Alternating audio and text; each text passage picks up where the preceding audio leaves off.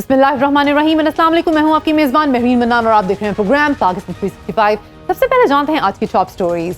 बानी पीटीआई के इलाज से मुतालिक सुप्रीम कोर्ट के फैसले पर अमल दरामद हुआ या नहीं। बानी पीटीआई को अल-शिफा की बजाय पिम्स मुंतकिल करने पर हुकूमत और पीटीआई आमने सामने। अमेरिका की ईरान पर तारीख की सख्त तरीन पाबंदियों की धमकी, मगर चीन के बगैर ये खेल अधूरा रहने का खदशा। न्यूयॉर्क टाइम्स का इंकशाफ।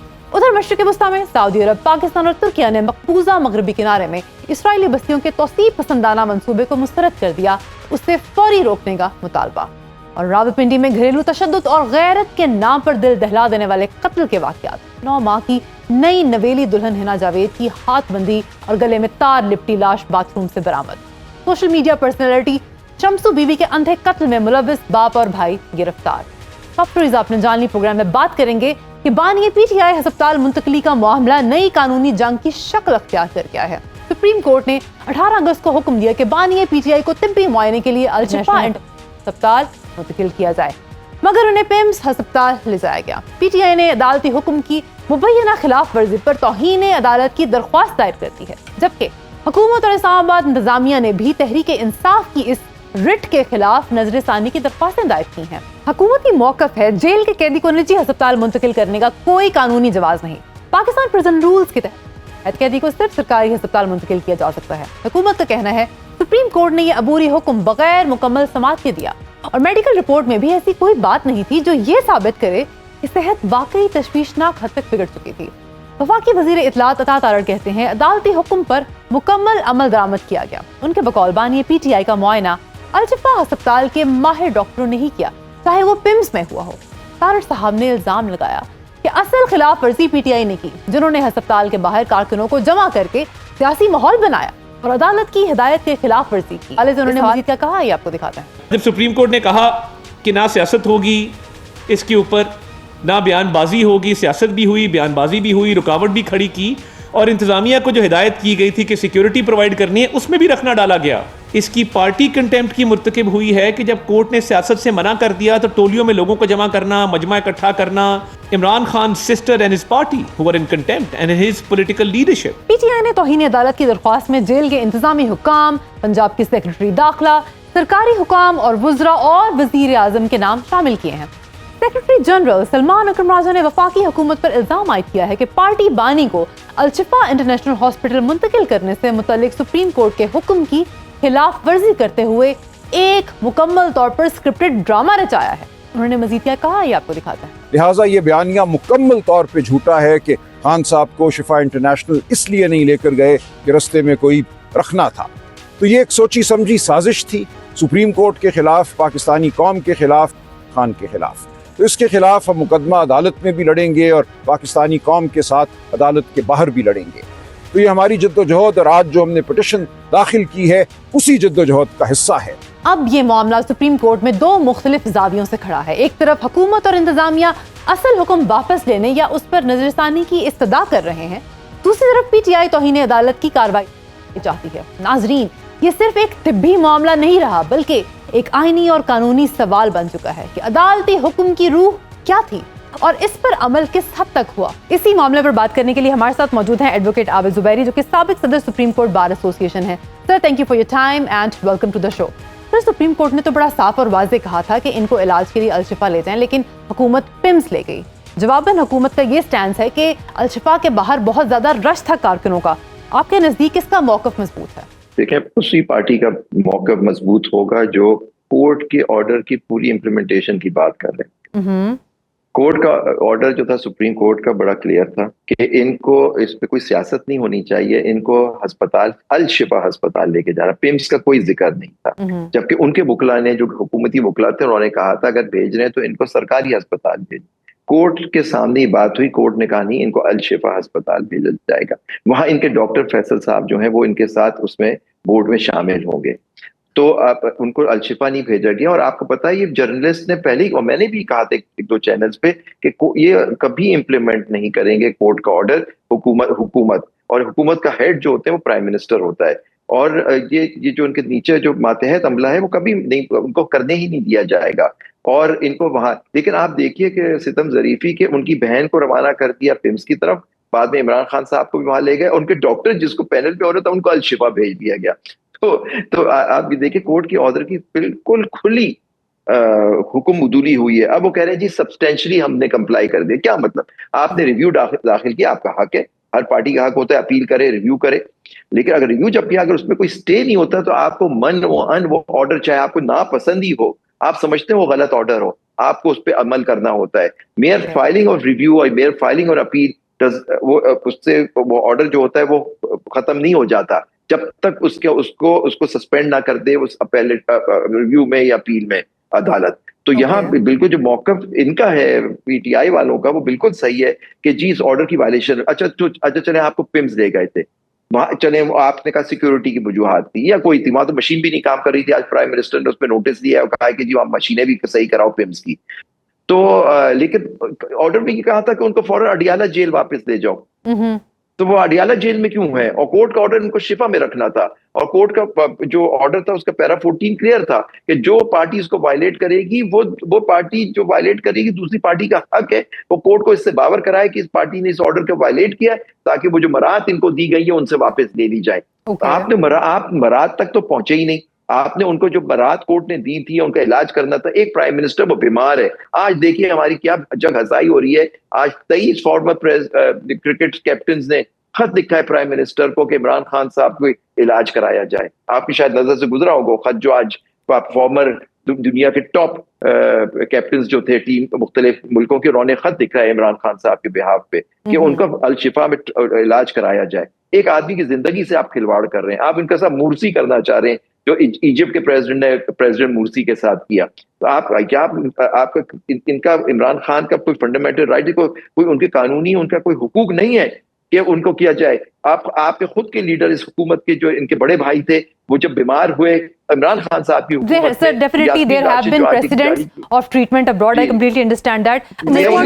Only one of this Nawaz Sharif साहब, और किसी का कोई प्रेसिडेंट नहीं था जी। और वो 50 रुपए के स्टैम्प पेपर में देके गए थे 4 हफ्ते में वापस आएंगे। Salim, I have taken your point. Just for my own clarity, I want to make sure कि पीटीआई की तरफ से जो कंटेम्प्ट ऑफ कोर्ट फाइल किया गया है उसके की बेसिस बेसिकली 3 पॉइंट्स हैं। नंबर 1 ये कि हॉस्पिटल चेंज किया गया, नंबर 2 ये कि उनके पर्सनल फिजिशियन डॉक्टर फैसल उस टाइम उस बिल्डिंग में मौजूद नहीं थे, और नंबर 3 ये कि टिल नेक्स्ट विजिट कोर्ट ने कहा था कि उनको अलशिफा में रखेंगे, लेकिन फौरन अडियाला जेल वापस भेज दिया गया। Am I getting this right sir? Absolutely right, आपने बिल्कुल सही कहा। वो अलशिफा में रहना था उनको 16 तारीख तक, या उसके बाद कोर्ट उस पर देखती, उनकी रिपोर्ट्स आ जाती। अगर वो सेहतयाब होते तो कोर्ट के ऑर्डर करती कि जी अब इनको वापस, क्योंकि इनके जाली केस में इनको सजा हो चुकी है, तो वो वापस अडियाला जेल आ जाए। लेकिन पॉइंट इज दैट आपने शिफा लेके ही नहीं गए। इन्होंने कोई कंप्लाइंस ही नहीं की। अब शिफा लेके नहीं गया, और देखें डॉक्टर को वहां भेज दिया गया। तो बहन गई है उधर पिम्स में, भाई डॉक्टर साहब गए वहां, और वो वहां 5 बजे तक इंतजार करते, कह रहे फजर की नमाज पे, हम फजर की अज़ान 3-4 बजे हो रही थी, वो वहां से उस वक्त निकल के अडियाला पहुंचने लगे जी, वो तो वापस। ये कहा था कि उनको अडियाला वापस लाना है सर, ये खुली वायलेशन है कोर्ट के ऑर्डर की। लेकिन अनफॉर्चुनेटली ये इसका वतीरा है इस हुकूमत का, जो उनके सपोर्टर्स हैं, क्योंकि फॉर्म 47 की हुकूमत है, रबर स्टैम्प पार्लियामेंट है। सर जो डिटेल्स हैं, पिम्स ने डिटेल्स नहीं शेयर की मेडिकल रिपोर्ट की, और इसी वजह से केपीके की हुकूमत और पीटीआई ने रिपोर्ट को मानने से साफ इनकार कर दिया है। ये इसी किस्म के मुतनाज़ तिब्बी बयानात अदालत में हुकूमत के लिए कोई रिलीफ साबित हो सकते हैं? नहीं, फॉर द सिंपल रीजन, देखिए मुझे नहीं पता, मैं एक चैनल पे था, मुझसे कहा गया, मुझे बताया गया कि उनकी बहन ने कहा कि वो सेहतयाब है। पता नहीं उनकी बहन ने कोई रिपोर्ट्स देख के कैसे कह दिया। वो तो कह रही थी उस दिन तो सिवाय उनकी आंख को देखने के अलावा कुछ नहीं हुआ। पॉइंट इज दैट कि एक हुकूमती पैनल के डॉक्टर्स ने जो रिपोर्ट आई थी कोर्ट के सामने, वो इनकी प्राइवेट मालिज ने तो नहीं दी थी। जब ये ऑर्डर पास हुआ अलशिफा वाला, वो तो कई गवर्नमेंट के डॉक्टर्स थे, उन्होंने कहा इनका अस्पताल में जाना बहुत अशद जरूरी है कि इनको हाइपरटेंशन है, यानी हाई ब्लड प्रेशर है, ये चीजें मुख्तलिफ चीजें। एक आदमी है जो 73 साल के हैं सर, ये सारे जो लीडरान हमारे बैठे हुए हैं ये सब 70s में है। हर किस्म की, किसी के प्लेटलेट नीचे हो जाते हैं, किसी को कैंसर हो जाता है। जब ये ऑपोजिशन में होती है तो अस्पतालों में पड़े होते हैं, और जब बाहर आते हैं तो माशाल्लाह से इनसे ज्यादा सेहत याब तो अल्लाह के फज़ल से कोई नहीं होता। इस आदमी की एक रिपोर्ट हुकूमती पैनल ने रिपोर्ट दी डॉक्टर्स ने कि बीमार है, आप उस पर सियासत कर रहे हैं, आप उनको वापस वहां ले गए। और वहां कौन से, तो मशीन भी खराब थी। आज डॉन में खबर है, शायद आपने नहीं देखी, कि वो जो मशीन जिसमें उनका अपेरेंटली टेस्ट होना था, जी पहले सर, बात वो तो पैनल कैसे बन that गया, has पैनल been बनना out तो of शिफा order अस्पताल for a में। while. इनका सर order, जो तो लोग वो इन्वॉल्व किए हैं पीटीआई ने कंटेम्प्ट ऑफ कोर्ट पिटिशन में, उसमें पीटीआई की तरफ से वजीर आजम और वुज़रा को तौहीन अदालत की सिलसिले में उसको इंक्लूड किया गया है। ये जो अफराद इन्होंने इंक्लूड किए हैं पिटिशन में, ये इससे इनकी पिटिशन कितनी स्ट्रांग हो जाएगी? देखिए, स्ट्रांग और कमजोर नहीं, देखिए कंटेम्प्ट का जो मामला होता है वो अदालत और कंटेम्प्ट के होता है। मैं और आप जब कंटेम्प्ट फाइल करते हैं, हम कोर्ट को इन्फॉर्मेशन देते हैं कि जी आपका ये ऑर्डर था, इन लोगों ने हम समझते हैं इसको वायलेट किया है। फिर मामला चला जाता है अदालत और उस कंटेम्नर के बीच में, उसका मेरा रोल खत्म हो जाता है उसमें।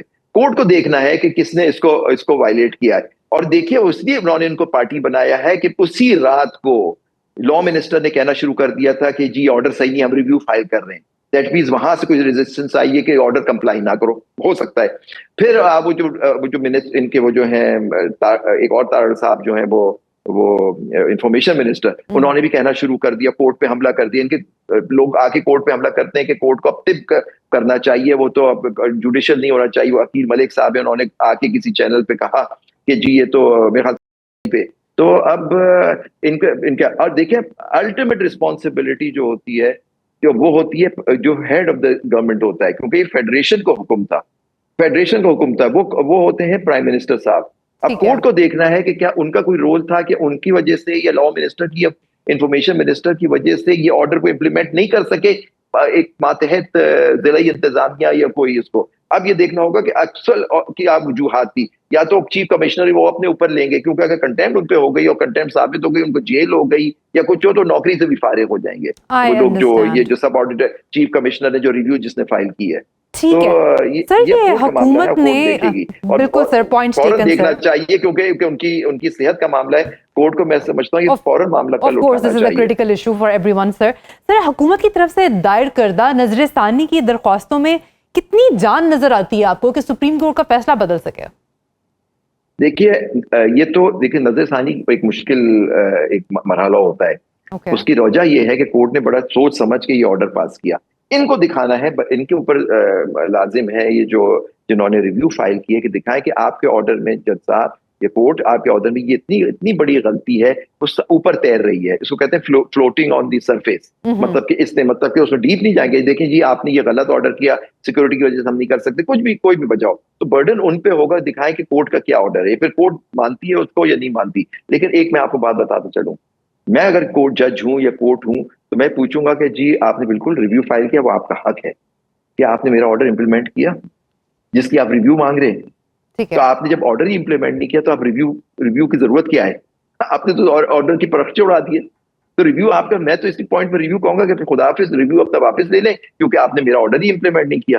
पहले ऑर्डर इंप्लीमेंट करते, अनलेस स्टे आ जाता, और फिर उसके बाद रिव्यू फाइल करते, वो उनका हक था, कोर्ट हो सकता है रिकॉल कर लेती ऑर्डर।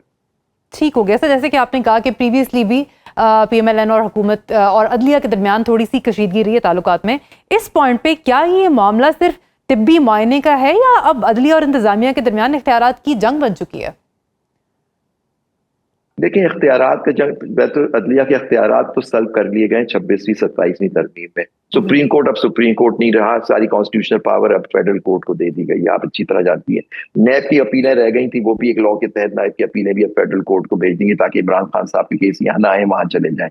अब नया कोई लॉ, कल जैसे आजकल 1 सेकंड में लॉज पास हो जाते हैं, कोई और लॉ पास कर दें कि जी इमरान खान का कोई केस सुप्रीम कोर्ट में नहीं जाएगा, तो शायद इनको कामयाबी हो उसमें, क्योंकि इन्होंने सुप्रीम कोर्ट की अब बुकत क्या रह गई है इनकी नजरों में, ये तो मानते ही नहीं। देखिए आगे कोर्ट की किस तरह बेइज्जती करते हैं इनके वुज़रा बैठ के। कोर्ट ने एक ऑर्डर किया, आप उससे नाखुश थे, आपका हक है, आप उसकी अपील करें, रिव्यू करें, हो सकता है आप उसमें कामयाब हो जाए, लेकिन आप बेतौकीरी तो ना करें उस कोर्ट की जिसको आपने तबाह कर दिया खुद इस हुकूमत ने। जुबैरी साहब, आपकी कीमती वक्त का बहुत शुक्रिया। And viewers, it's time for a short break, और ब्रेक के बाद हम बात करेंगे about the new economic sanctions on Iran. See you in a bit. Welcome back. क्या अमेरिका की नई मौशी पाबंदियां ईरान को झुका सकेंगी या फिर इस खेल का पांसा कोई और ही पलटने वाला है? अमेरिकी अखबार न्यूयॉर्क टाइम्स के मुताबिक वाशिंगटन की तरफ से तेहरान पर तारीख की सख्त तरीन पाबंदियों की धमकियां दी जा रही हैं। अमेरिका ईरान के बैंकों, कंपनियों, तेल के ताजरों और बहरी जहाजों पर पाबंदियां आयद करने जा रहा है। न्यूयॉर्क टाइम्स ने बिल्कुल वाजे कर दिया है कि बीजिंग के ताबन के बगैर ये अमेरिकी कोशिशें अधूरी ही रहेंगी, क्योंकि चीन न सिर्फ ईरान का सबसे बड़ा तिजारती शराकतदार और तेल का खरीदार है, बल्कि ईरान चीन दो तरफा तजारती हुज्म अरबों डॉलर है। 2025 में चीन और ईरान के दरमियान दो तरफा तजारत 41.2 अरब डॉलर रही, जिसमें चीन की जानिब से 31.2 अरब रुपए का खाम तेल भी शामिल है। चीनी खरीदार ईरान की मजमूई तेल बरामदात का तकरीबन 90% हिस्सा बनते हैं। अगर चीन ईरानी तेल खरीदता और तेहरान के साथ तजारती रवाबित बरकरार रखता है तो ईरान के पास आमदनी का एक बड़ा जरिया मौजूद रहेगा। चीन के पास अमेरिका को दरकार अहम मादनियात की बरामद महदूद करके उसकी टेक्नोलॉजी और दिफाई सनत को मुतासर करने का मौशी दबाव भी मौजूद है। शायद यही वजह है कि चीन ने दो टोक अंदाज में कह दिया है कि पाबंदियां किसी मसले का हल नहीं और अमेरिका को सियासी और सिफारती रास्ता ही इख्तियार करना चाहिए। क्या अमेरिका की ताकत वाकई इतनी है कि वो चीन को नजरअंदाज करके ईरान को घुटने टेकने पर मजबूर कर दे, या ये एक और ऐसी जंग है जिसका नतीजा सिर्फ खित्ते को मजीद अदम इस्तेहकाम की तरफ धकेलना है?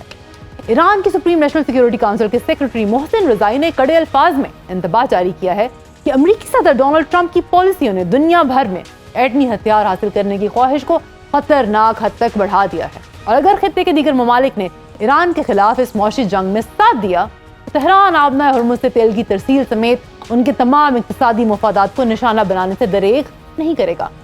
उधर सिफारती मुहाज पर हलचल सिर्फ मशरिक़ वुस्ता तक महदूद नहीं है।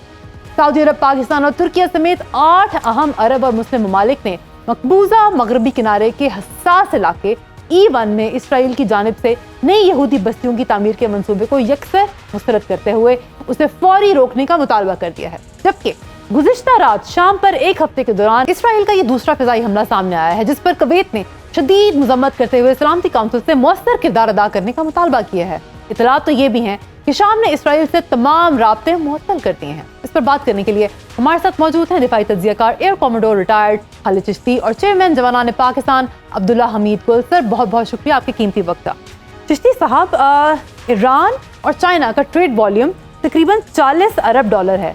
अमेरिका की ये स्ट्रेटजी ईरान को इकोनॉमिकली आइसोलेट करने की कितनी मौसर हो सकती है आपके ख्याल में? जी, बहुत शुक्रिया मरीन, आपने इनवाइट किया। देखिए, सिर्फ ये ट्रेड नहीं है। अमेरिका ने ये जो स्ट्रेटजी अपनाई है, मेरा ख्याल है ये इटसेल्फ एक इतनी कामयाब मुझे नहीं लगती होगी। क्योंकि जो इकोनॉमिक पॉलिसीज होती हैं या इकोनॉमिक सैंक्शंस होती हैं वो जंग से पहले की जाती हैं। आपने प्रेशराइज करना होता है, आइसोलेट करना होता है, इकोनॉमिक क्राइसिस पैदा करने होते हैं, इंडस्ट्री को क्रिपल करना होता है, डिफेंस प्रोडक्शन को स्लो डाउन करना होता है। ये जंग से पहले की चीजें होती हैं। जब आप एक दफा मिलिट्री एक्शन कर लें और मिलिट्री ऑब्जेक्टिव ना हासिल कर सकें, उसके बाद आप सोचें कि अब इकोनॉमिक है, तो आपने ये मान लिया कि मिलिट्री ऑप्शन नहीं थी। और अगर मिलिट्री ऑप्शन नहीं थी तो फिर ये 38 बिलियन डॉलर क्यों खर्चे और अपना स्टॉक पाइल ऑलमोस्ट 35-40% मिलिट्री के जो उनका हार्डवेयर और मिलिट्री मिसाइल्स और वेपन्स हैं वो क्यों कर लिया? वो तो जाहिर है मेरा मैंडेट नहीं है, वो उनके लोग पूछेंगे या उनकी कांग्रेस पूछेगी अमेरिका की। तो आई थिंक ये द अदर वे राउंड हुआ है कि अब आकर इकोनॉमिक सैंक्शंस की जा रही है। अब अगर इकोनॉमिक सैंक्शंस की बात करते हैं तो वो भी इतनी वायबल इसलिए नहीं रहेगी कि जंग से शुरू होने से पहले अमेरिका ने बहुत ज्यादा एक एलिमेंट अपने आप को आइसोलेट कर लिया था। कनाडा से नाराजगी मोल ली, जर्मनी, यूरोप, नेटो, डेनमार्क को ग्रीनलैंड के मौजू पर प्रेशराइज किया। तो ये सारा देखते हुए अब अगर आप इकोनॉमिक पाबंदियां करते हैं तो वो तभी फायदेमंद होगी कि पूरा ग्लोब ईरान के खिलाफ खड़ा हो जाए। ऑलमोस्ट मेजॉरिटी ऑफ द मुल्क जो है वो कारोबार बंद कर दे।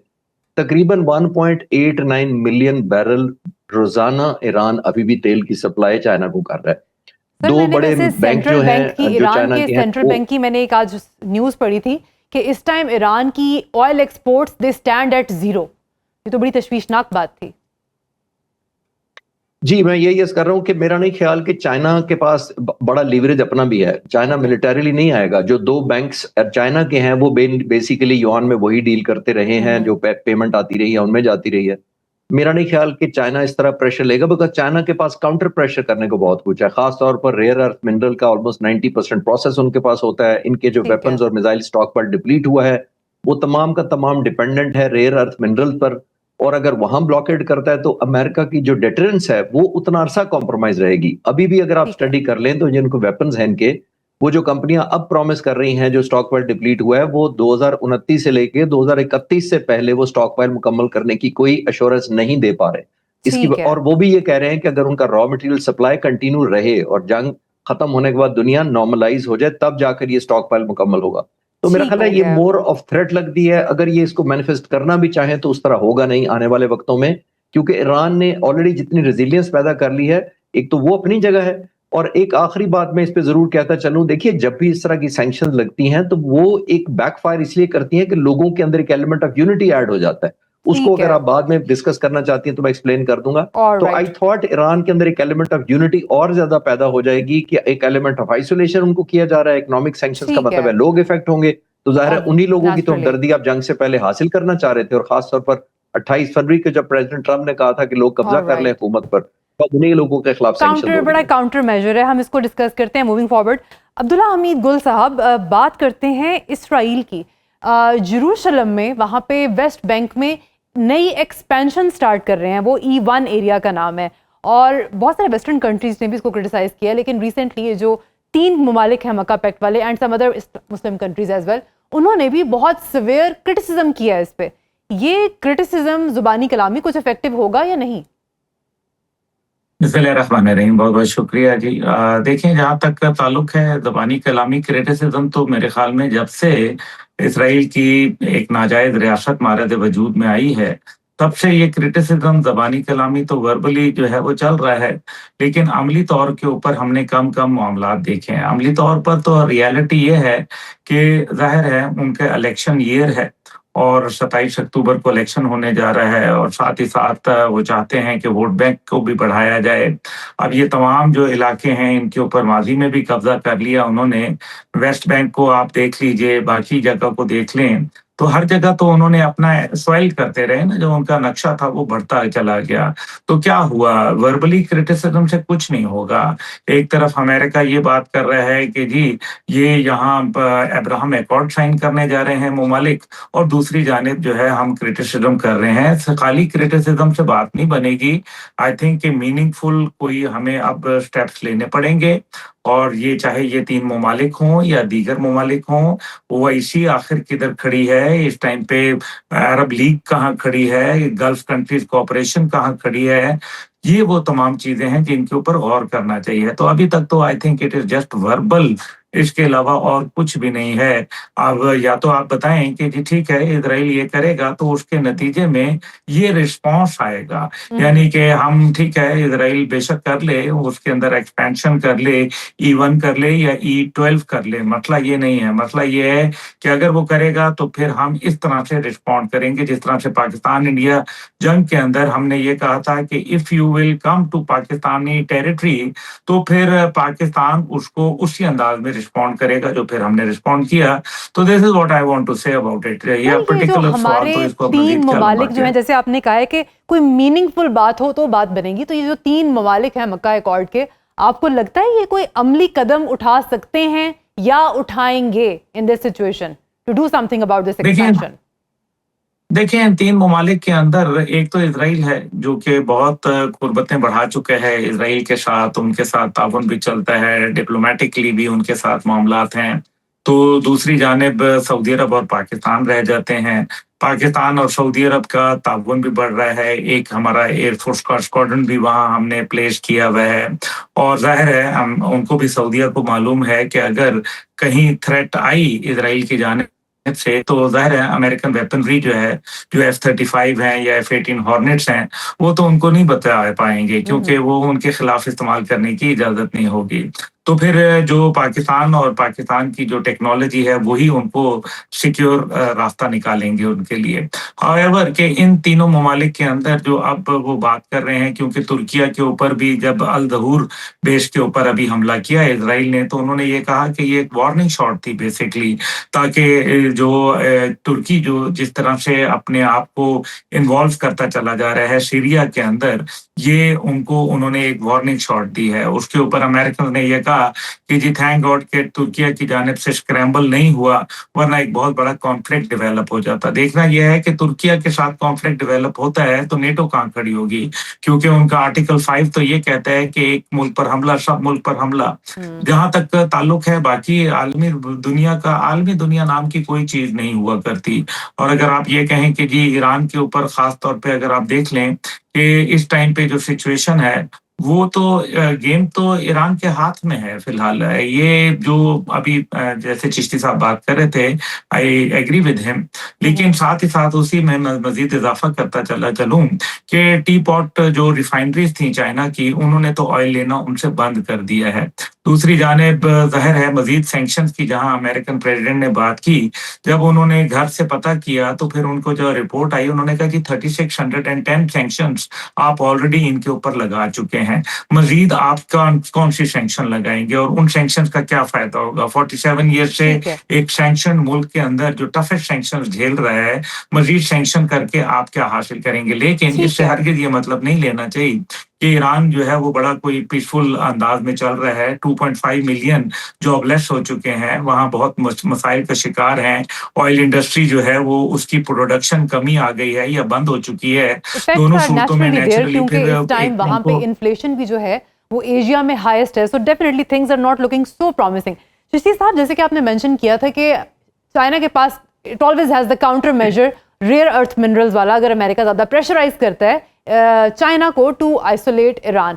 अगर हम चाइना को साइड पे रख दें, डू यू थिंक कोई और भी ऐसे कंट्रीज हैं जिन पे अमेरिका प्रेशर डाल सकता है कि वो ईरान को उनको यूज करते हुए आइसोलेट करे इकोनॉमिकली? जी महरीन, देखिए कर तो सकता है, जाहिर है जहां जहां अमेरिका का इन्फ्लुएंस है वहां अपनी जो वो प्रेशर टैक्टिक्स तो यूज करेगा, इसमें तो कोई डाउट नहीं है।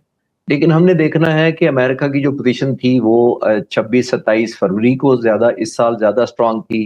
उस वक्त ज्यादा स्ट्रांग थी जब वो पीस बोर्ड अनाउंस किया था और बहुत सारे दुनिया के लीडर्स उन्होंने इकट्ठे कर लिए थे, वो ज्यादा स्ट्रांग थी। आज ज्यादा स्ट्रांग है। वो जो मिथ थी, वो जो इन्फ्लुएंस था, जो अमेरिका का ऑलमोस्ट तकरीबन 780 मुख्तलिफ बेसेस हैं दुनिया में, तकरीबन 780 मुल्कों में, दैट मीन्स 80 कंट्रीज में वो क्यों रखना चाहते हैं? वो इन्फ्लुएंस रखना चाहते हैं, अपने फुटप्रिंट रखना चाहते हैं। लेकिन अब तो यहाँ पे साबित हो गया मिडल ईस्ट में कि अमेरिका वो नहीं कर सका जो एक्सपेक्ट किया जाता था, यानी कि डिफेंस मिडल ईस्ट के ममालिक का वो नहीं कर सका। और खास तौर पर आपने देखा कि ये भी क्लैरिटी आ गई दुनिया में कि अगर मिडल ईस्ट का मुल्क हो या कोई और मुल्क हो, अगर चॉइस बिटवीन इजराइल और या किसी और मुल्क की हुई तो अमेरिका इजराइल का साथ देगा। इसी वजह से तुर्की हमारे साथ जो मुआहदे में शामिल हुआ है वो बड़ी लॉजिकल कन्वर्जेंस है। उसकी वजह यह है कि तुर्की को भी क्लियर होना चाहिए कि ऑल्दो वो नेटो का बहुत प्रोमिनेंट मुल्क है, लेकिन अगर आने वाले वक्तों में अगर प्रेशराइज किया गया किसी वक्त प्रेसिडेंट ट्रंप को के साइड लें तो वो जाहिर है इजराइल की साइड लेंगे। एक बात, बहुत सारे मुल्क ज्वाइन करेंगे, लेकिन डिपेंड करेगा कि लीवरेज कितना है। मैं एक मिसाल से अपने जवाब को वाजे करने की कोशिश करता हूं। देखिए अमेरिका ने कितना ज्यादा सख्ती की थी ईरान से तेल को न ले, जब जंग शुरू हुई थी। उसके बावजूद बहुत सारी दुनिया ने ना सिर्फ ईरान से जारी रखा, चाइना ने जारी रखा, रूस से डायरेक्ट लेना शुरू कर दिया। कोरिया, ताइवान और इंडिया ने ईरान से नेगोशिएशन शुरू कर दी थी ड्यूरिंग द वॉर, जब ये टैंकर्स नहीं जाने दे रहे थे। उनसे ये ईरान से बात करनी शुरू कर दी थी कि आप कम से कम हमारे टैंकर्स को आने दे, हम अमेरिका साथ नहीं दे रहे। ये होती है इन्फ्लुएंस में कॉम्प्रोमाइज हो जाता है। तो अभी अगर अमेरिका कोशिश भी करेगा तो मेरा नहीं ख्याल वो जो 6 महीने पहले वाली अमेरिका की पोजीशन थी वो होगी। डेफिनेटली बहुत सारे अभी भी कुछ ममालिक होंगे, लेकिन मेरा ख्याल है कि ईरान के पास सिर्फ एक स्टैंड अलोन यही ऑप्शन नहीं होती। और पिछले सवाल के जवाब में आखिर में मैं ये कह रहा था, और अभी मैं यहाँ ऐड करके कंक्लूड करता हूँ बाय सेइंग कि जब भी देखिए दुनिया में सैंक्शंस होती हैं तो आप लोगों को प्रेशराइज करते हैं कि वो अपने मुल्क के खिलाफ खड़े हो जाएं। लेकिन जब हालत जंग होती है तो ईरान में बहुत सारी मुखालफत थी इस हुकूमत के खिलाफ, जॉबलेस ऐसी जिस तरफ आप इशारा कर रही हैं, लेकिन फिर लोग ये समझते हैं कि ये अमेरिका और इजराइल का हमला हमारी हुकूमत के खिलाफ नहीं है, ये हमारी ईरान की सॉवरेनिटी और सिविलाइजेशन के खिलाफ है। फिर वो लेट गो कर देते हैं टेम्परेरी। आने वाले वक्तों में डिपेंडेंट होगा कि जब ये खत्म होंगी, ये जंग के हालात खत्म होंगे, तो लोग हुकूमत को कितना लेजिटमेट मानते हैं। लेकिन अभी मेरा नहीं ख्याल कि ईरान को ऑलरेडी जितने सैंक्शंस हैं कुछ ज्यादा फर्क पड़ेगा जिस तरफ आप चाह रही हैं कि आइसोलेट करने में कामयाब होगा या नहीं होगा। मेरा ख्याल है बहुत सारे ममालिक अभी भी ईरान को चाहे कोवर्ट छुप के या सामने आके मदद करते रहेंगे। ठीक है। Economic sanctions they truly bring out the patriotism in people. Abdullah गुल साहब, ये जो डिप्लोमेटिक टाइज हैं बिटवीन सीरिया एंड इजराइल, ये थोड़े स्ट्रेंड हैं काफ़ी, और खित्ते में जो है दूसरा अटैक किया है within a week Israel ने। तो ये जो जंग के बादल हैं ये मंडला रहे हैं इस एरिया में? जी, जंग के बादल तो बिल्कुल मंडरा रहे हैं। अभी जो सीरियन आए हुए थे फॉरेन मिनिस्टर शहबानी साहब, मेरी भी उनसे मुलाकात हुई थी। इनके मैं प्रेसिडेंट से भी मिला हूँ अभी कुछ अर्सा पहले मैं गया हुआ था वहाँ। तो मकसद यहाँ कहने का ये है कि सारे के अंदर सीरिया के हवाले से जो पहले ये मामलात चल रहे थे, अभी वो चेंज हो रहे हैं क्योंकि सिनेरियो चेंज हो गया है। इज़राइल जैसे ही सीरिया के अंदर हुकूमत तब्दील हुई, तो ज़ाहिर है उसके बाद फिर हालात तब्दील हो गए, लेकिन अचानक इज़राइल ने अपना एक्सपेंशनिस्ट डिज़ाइन जो था उसके ज़रिए काफ़ी सारा इलाका कब्ज़ा कर लिया। ये भी एक बहुत बड़ा वजह बनी कि लोग बशार अल असद को याद करने लगे और वक़्ती तौर पर उनका वहाँ नाम दोबारा गूंजना शुरू हुआ। लेकिन अब ये चाहता क्यों है? देखिए ना, चाहता इसलिए है इज़राइल कि कॉन्फ्लिक्ट ज़ोन को बढ़ा दे, क्योंकि उसको ये नज़र आ रहा है कि चाहे वो हमारे फील्ड मार्शल हों जो कि ईरान जा रहे हैं या फिर वो मामलात आगे उस अंदाज में बढ़ रहे हों, सबको ये पता है कि कहीं न कहीं मामलात सँभल जाएँगे और ईरान और अमेरिका के दरमियान एक अंडरस्टैंडिंग डेवलप हो जाएगी। और अगर ये डेवलप हो गई, तो नेचुरली इस सारे के अंदर जो पाकिस्तान का किरदार है, जो अरब दुनिया का किरदार है, जो कि एक इस्लामिक वर्ल्ड का ब्लॉक है, वो मज़ीद स्ट्रॉन्ग हो जाएगा, जो कि ठीक है। इज़राइल के लिए एक अलार्म से कम नहीं है। और इसी वजह से वो कॉन्फ्लिक्ट ज़ोन को, वॉर थिएटर को बढ़ाना चाहता है। वो चाहता है कि अमेरिका एंगेज्ड रहे, यहाँ कहीं न कहीं कोई ऐसा मिसएडवेंचर करे जिससे अमेरिकन ट्रूप्स जो हैं या ये जो अभी आए हुए हैं, चाहे यूएसएस वाशिंगटन आया हुआ है, जॉर्ज वाशिंगटन आया हुआ है, या इससे पहले अब्राहम लिंकन और जेराल्ड फोर्ड थे, वो ये चाहता है कि मज़ीद America should keep investing in this area, क्योंकि ऑलराइट। अमेरिकन के अंदर भी एक डिबेट तो शुरू हो गई है कि हम Israel, मशरिक Israel वस्ता truly के does अंदर not अपने want बेसिस को things ज़्यादा देर to नहीं move कर towards सकते। peace the way it's been acting. Abdullah Hamid गुल साहब एंड चिश्ती साहब, आप दोनों हजरात की कीमती वक्त का बहुत शुक्रिया। And viewers, it's time for a short break. हमारे साथ रहिएगा। ब्रेक के बाद हम बात करेंगे about the worsening femicide situation in Pakistan. See you in a bit. Programme में हम कुछ बात करेंगे रावलपिंडी में होने वाले कत्ल के वाकयात की। रावलपिंडी के इलाके लाल कुर्ती में दिल दहला देने वाला वाकया पेश आया, जहां 9 माह कबल ब्याही जाने वाली 45 साला हिना जावेद अपने ही घर के बाथरूम में मुर्दा हालत में पाई गई। मकतूला के हाथ पीछे बंधे हुए, गले में तार लिपटी हुई और मुंह में कपड़ा ठूसा हुआ। क्या ये वाकई खुदकुशी है जैसा कि इसे रंग देने की कोशिश की गई, या फिर ये घरेलू तशद्दुद का एक और बहीमाना कत्ल? पुलिस ने शौहर फैसल असगर और मुलाजिम को तो हिरासत में ले लिया है। नाजरीन, हिना का ये अलमिया कोई पहला वाकया नहीं। सरकारी और गैर सरकारी रिपोर्ट्स के मुताबिक पाकिस्तान में सालाना 3400 से ज्यादा घरेलू तशद्दुद के मुकदमा दर्ज होते हैं। PDHS और UNFP के इदाद-ओ-शुमार के मुताबिक 28% खवातीन जिस्मानी तशद्दुद और 34% शादीशुदा खवातीन अपने शौहर के हाथों अजियत का शिकार बनती हैं, जिनमें से 56% मुतासरा खवातीन मजबूरी के तहत खामोशी इख्तियार कर लेती हैं। इसके अलावा HRCP की रिपोर्ट में गैरत के नाम पर सालाना तकरीबन 500 कत्ल का भी इंकशाफ हुआ है। रावलपिंडी से ही एक और हौलनाक खबर सामने आई, जहां सोशल मीडिया पर्सनैलिटी शमसू बीबी उर्फ आयशा गुलमाना के कत्ल का ड्रॉप सीन हुआ। दुश्मन कोई बाहर से नहीं, आयशा का अपना सगा खून, उसका भाई निकले। गैरत के नाम पर इस जवान लड़की की मौत के घाट उतारा और कानून को धोखा देने के लिए ड्रामा रचाया गया। सवाल ये है, क्या कानून के हाथ इन जालिमों तक पूरी तरह पहुंच पाएंगे? इसी मामले पर बात करने के लिए हमारे साथ मौजूद हैं सदाकत अली अब्बासी, जो कि नुमाइंदा हैं सुनो न्यूज़ के, और मैम फरजाना बारी, जो कि सोशल एक्टिविस्ट हैं। आप दोनों के कीमती वक्त का बहुत शुक्रिया। सदाकत साहब, ये जो हिना जावेद का मर्डर केस है, बड़ी अफसोसनाक वाकया है। तहकीकात कहाँ तक पहुंची हैं और कौन सी नई अपडेट सामने आई हैं? इंतहाई अफसोसनाक और अफसोसनाक के वाकया है जो रावलपिंडी के इलाके लालकुर्ती में पेश आया, जहाँ पर एक हिना जावेद नामी लड़की है जिसकी शादी तकरीबन 9 माह कबल फैसल से हुई थी, और 9 माह के दौरान उससे मुतअद्दिद बार जो है वो अपने घर वालों को उसकी जानिब से किए जाने वाले तशद्दुद और ज़दों को करने के अलावा ज़ियत देने की जो शिकायत थी वो की है, जिसके बाद रिश्ता रोज जो है वो जो हिना जावेद है उसकी लाश जो है वो बाथरूम में जो है वो लटकी हुई मिली और गले में बंधा था, और जिसको खुदकुशी का रंग देने की पूरी कोशिश की गई। लेकिन वो चूंकि खुदकुशी का वाकया नहीं था, क्योंकि खुदकुशी देखिए खातून है, वो अगर खुदकुशी करती भी है, फंदा डालती भी है, तो वो पंखे के साथ लटक सकती है और इवन किसी और तरीके से भी वो खुदकुशी कर सकती है। लेकिन चूंकि उसके हाथ दोनों बिल्कुल बैक साइड में बांधे हुए थे और रस्सी से उसके हाथ बांधे हुए थे, और जिसकी वजह से जो है ना ये खुदकुशी नहीं बल्कि ये बिल्कुल बज़ाहिर बिल्कुल वाज़ेह तौर पर ये कत्ल की वारदात थी। जो हिना जावेद है उसके जो ससुर हैं वो एक रिटायर्ड ऑफिसर भी हैं। उन्होंने उसके भाई को जो है वो कॉल करके बताया कि जी आपकी बहन ने खुदकुशी कर ली है। जब उसका भाई वहां पर पहुंचता है तो इसी दौरान वो पुलिस को भी इतला कर देता है कि उसकी बहन की इस तरह अचानक उसके साथ जो है वो वाकया पेश आया। तो पुलिस भी जाए वकूआ पर वहां पर पहुंच जाती है और साथ ही जब वो बाथरूम से उसकी लाश देखी जाती है तो उसके गले में भी फंदा पड़ा हुआ था। उसके दोनों हाथ जो है पीछे करके दोनों हाथ जो है वो रस्सी से बांधे हुए थे और उसके मुंह से झाग भी आ रही थी, जिससे ये खदशे जाहिर किया जा रहा था कि जो हिना जावेद है उसको पहले जो है वो जहर दिया गया, जिसके बाद जो है उसको फंदा डालकर उसकी लाश को लटकाया गया और उस तरह उसकी दोनों बाजू जो है वो बांधे गए।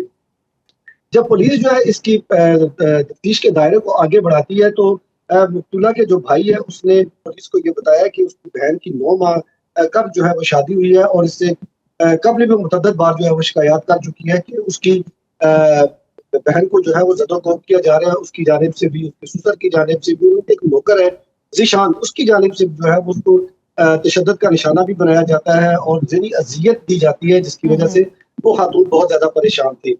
और इसकी वजह से जो है वो खातून जो है वो जिस वक्त कत्ल हो जाती है, ये हिना जावेद जो है वो इस्लामाबाद में एक बड़े हाई प्रोफाइल इदारे में जो है बतौर सरकारी मुलाजिम वहाँ पर काम करती रही है और अच्छी माशाल्लाह खुश शक्ल भी थी। बड़ी अंदोहनाक बात है कि पढ़ी लिखी खवातीन जो हैं who are empowered and everything they have to go through all of this. Ma'am Farzana, मैं आपके साथ एक बड़ा दर्दनाक स्टैट शेयर करूंगी। इदादो शुमार के मुताबिक 34% खवातीन शौहरों के हाथों अजियत झेलती हैं।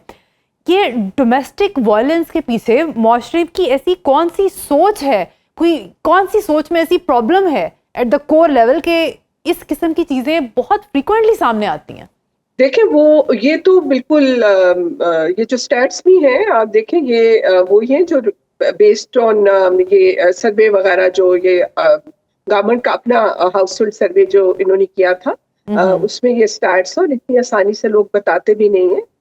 तो आप ये अंदाजा लगा लें कि ये जो तकरीबन 3 में से हर एक जो औरत है वो किसी न किसी हवाले से उसमें घरेलू तशद्दुद का वो शिकार रही है। तो इसके पीछे मैं समझती हूँ कि बहुत सारे जो मुहर्रिकात हैं, एक वजह तो नहीं है कि किस वजह से औरतों पे जुल्म होता है।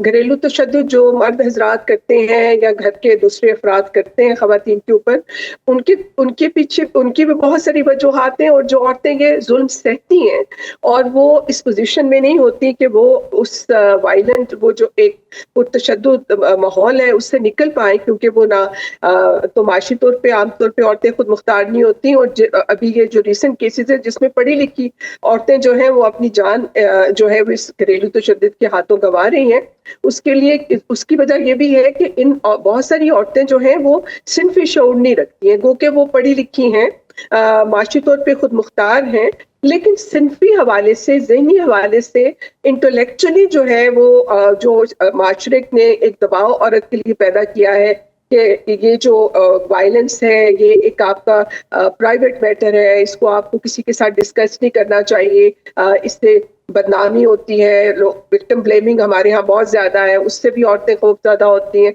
तो बहुत सारी वजूहात हैं जिसकी वजह से औरतें जो हैं ये इस तरह का जुल्म सहती रहती हैं। सदाकत अब्बासी साहब, जो शम्सू बीबी का केस है, शुरू में जिस तरह से इसको फ्रेम किया जा रहा था तो वो अपनी फैमिली के साथ गाड़ी में जा रही थी और पैसों के लेन देन का मामला बताया जा रहा था, लेकिन एंड पे ये बात सामने आई कि बाप और भाई ही इन्वॉल्व्ड हैं। ये कैसे पता चला कि the way it is framed वो सच नहीं है?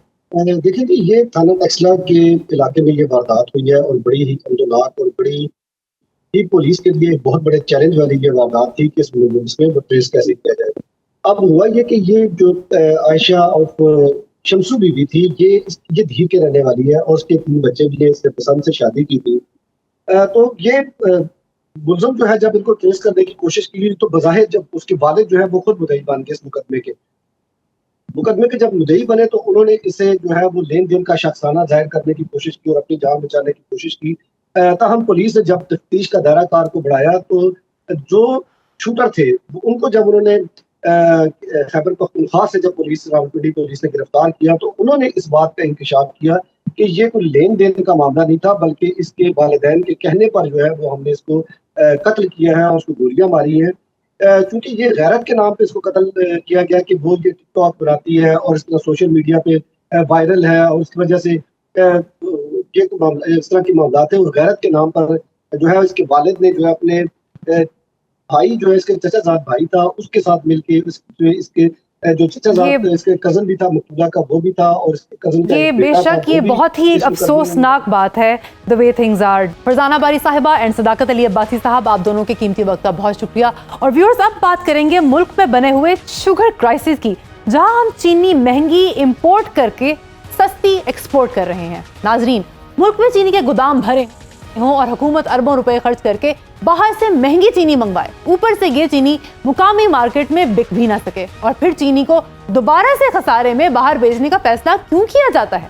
यही सवाल आज पूरी कौम पूछ रही है। ताज़ा खबर यह है कि इक्तिसादी राब्ता कमेटी ने दरामदशुदा चीनी में से 1,08,000 मीट्रिक टन बाहर बेचने की मंजूरी दे दी है, और ये फैसला मुल्क की मईशत में एक बार फिर एक सवालिया निशान बन गया। नाजरीन, इस पूरी कहानी में तजाद इतना वाज़े है कि समझ नहीं आता फैसला साज आखिर जा किधर रहे हैं। हुआ कुछ यूं कि गुज़िश्ता साल हुकूमत ने ट्रेडिंग कॉर्पोरेशन ऑफ पाकिस्तान के जरिए 3 लाख टन चीनी मंगवाई। ये चीनी मुकामी नरखों से तकरीबन $40 फी टन महंगी खरीदी गई। सस्ता बनाने के लिए हुकूमत ने 53% दरामदी टैक्स भी माफ कर दिए, वगरना लागत और भी बढ़ जाती।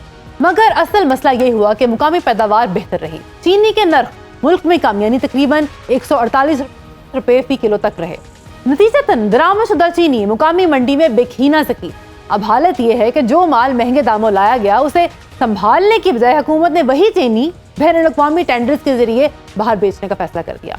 अब जरा नुकसान का हिसाब भी सुन लें। आलमी मंडी में चीनी के रेट हमारी महंगी दरामदी लागत से कम है, यानी खरीदा महंगा बेचा सस्ता। इस फर्क और शिपिंग फ्रेट के इजाफे अखराजात की वजह से सिर्फ 1,08,000 टन पर कौमी खजाने को करोड़ों रुपए का सीधा नुकसान होगा, और जो 53% टैक्स माफ किए गए वो रेवेन्यू भी अब कभी वापस नहीं आएगा। मुआशी माहिरीन, जिसमें मिफ्ता इस्माइल भी शामिल हैं, इस बात पर मुत्तफिक हैं कि इस नादानिस्ता पॉलिसी और बार बार के यू टर्न ने कौमी खजाने को अरबों का नुकसान पहुंचाया है, और इसके बोझ का असल शिकार कौन होगा? जाहिर है आम आवाम, जिनकी जेब पर यह बोझ आखिरकार आकर पड़ेगा। सवाल अब भी वहीं खड़ा है, जब मुल्क में चीनी वाफिर थी, कीमतें काबू में थी, तो अरबों रुपए खर्च करके बाहर से चीनी मंगवाने की जरूरत ही क्या थी? और अब जब वो बिक ना सकी तो इसे खसारे में बेचकर कौमी खजाने से ये खिलवाड़ क्यों किया जा रहा है? इसी मामले पर बात करने के लिए हमारे साथ मौजूद हैं माजिद मलिक, जो कि एग्जीक्यूटिव मेंबर हैं पाकिस्तान शुगर डीलर्स एसोसिएशन के। Sir, welcome to the show.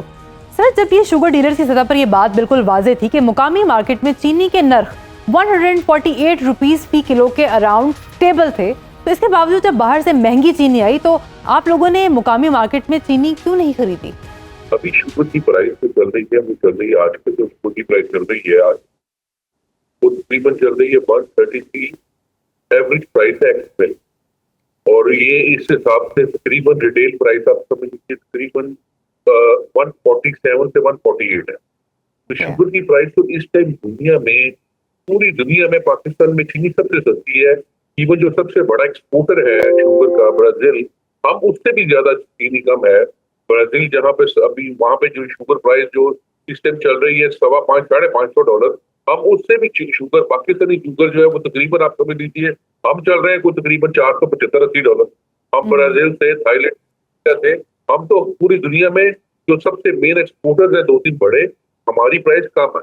Sir, जब मुल्क में चीनी के पैदावार की एक्सपेक्टेशन ठीक थी और जखीरों का भी अंदाजा था कि इट विल बी स्टेबल, तो हुकूमत को बाहर से महंगी चीनी खरीदने का मशवरा आखिर किसने दिया था और क्या रीजन थी उसके पीछे?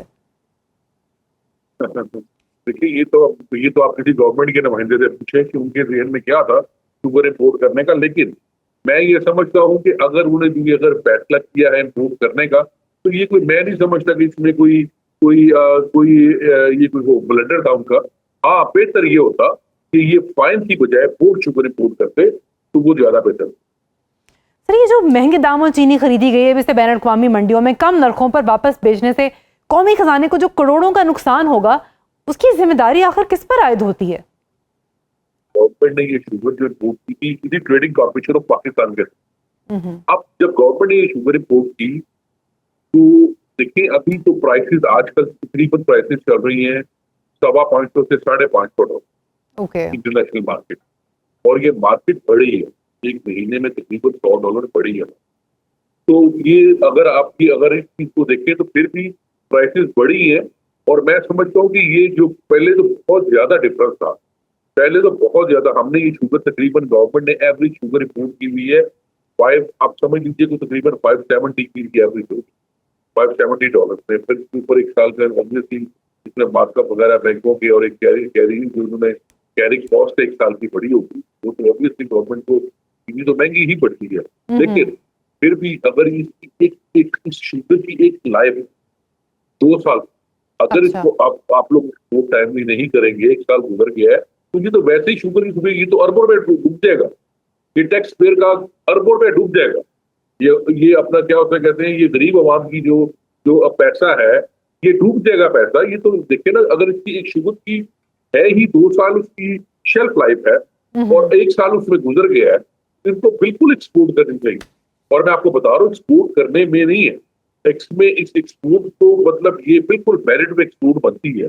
हाँ, ठीक है। ये आप जरूर कह सकती है कि इसमें ये अगर ये चीनी बोर्ड पर होती ठीक हो तो गया ये है। बेहतर था, फिर ये गवर्नमेंट को ये जो थोड़ा बहुत इसमें जो डिफरेंस आ रहा है वो ना आता। जी नहीं, ठीक हो गया है सर। माजिद मलिक साहब, आपके कीमती वक्त का बहुत बहुत शुक्रिया। And viewers, this is all and I will see you next week इसी वक्त इसी चैनल पर। तब तक अपना बहुत बहुत ख्याल रखिएगा। अल्लाह हाफिज।